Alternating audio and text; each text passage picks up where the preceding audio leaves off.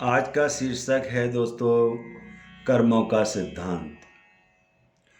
प्रत्येक व्यक्ति के मन में यह सवाल उठता है कि हर कर्म जो हम करते हैं और हर वचन जो हम बोलते हैं उसका हिसाब क्या हमें चुकाना पड़ता है।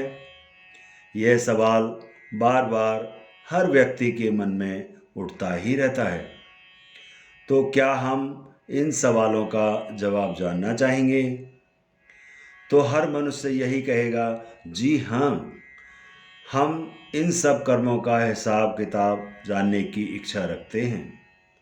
तो आइए दोस्तों, हम आपको इन प्रश्नों के जवाब संत वाणी से, संत के वचनों से, संतों के सत्संग से जो सुना है और जो मैंने अनुभव किया है वो सब मैं आपके साथ शेयर करने की कोशिश करूँगा।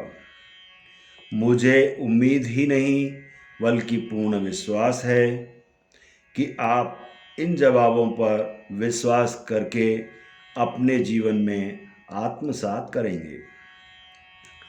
कर्म का सिद्धांत है, जैसी करनी वैसी भरनी।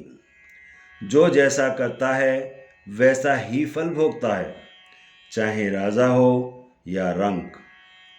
अगर स्वयं भगवान भी अवतार लेकर इस धरा पर आए तो कर्म का सिद्धांत उनको भी मानना पड़ता है।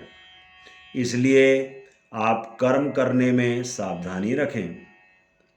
आप ऐसे कर्म ना करें जो आपको कर्म बंधन में बांध लें, बल्कि ऐसे कर्म करें जो कि कर्म को अकर्म में बदल दें। यानी कि आपको कोई भी कर्म ऐसा करें जो कि आपको ऐसा बना ले कि वो कर्म आपको कर्म बंधन से मुक्त रखे। क्या ऐसा हो सकता है दोस्तों कि हम कोई भी कर्म करें परंतु वो हमें कर्म बंधन में ना बांधे? तो इसका जवाब है हाँ। वो कैसे संभव है? ये मैंने अपने सद्गुरुदेव भगवान की अमृतवाणी से सुना है कि कितना सरल उपाय है कि हम कर्म भी करें। कर्म से मतलब शुभ कर्म से है, और हम कर्म बंधन से मुक्त रहें। तो आपने केवल एक छोटी सी प्रार्थना परमात्मा के श्री चरणों में अर्पण करनी है। वो प्रार्थना क्या है वो मैं आपके समक्ष प्रस्तुत करता हूँ। हे परमात्मा, मैंने जो भी शुभ कर्म किए हैं वो सब मैं आपके श्री चरणों में अर्पण करता हूँ। आप उसे स्वीकार करके मुझ पर कृपा करें, और जो अशुभ कर्म किए हैं उसके लिए मुझे दंड दें और मुझे सहने की शक्ति भी दें। चाहे कोई भी देखे या न देखे, फिर भी कोई है जो हर समय देख रहा है।